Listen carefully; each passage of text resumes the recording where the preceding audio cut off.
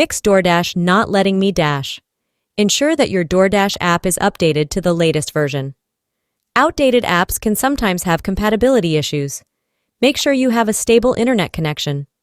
Dashing requires a reliable data connection. If you're on Wi-Fi, check if the connection is strong. If you're using mobile data, ensure you have a good signal.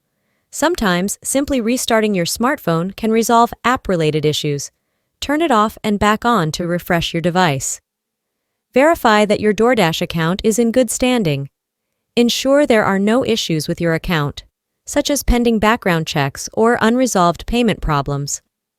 Doordash might send you important notifications or requests that need your attention.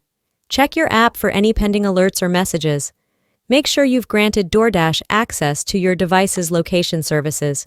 Dashing requires access to your location to match you with delivery opportunities. If you've tried the above steps and still can't dash, contact Doordash support.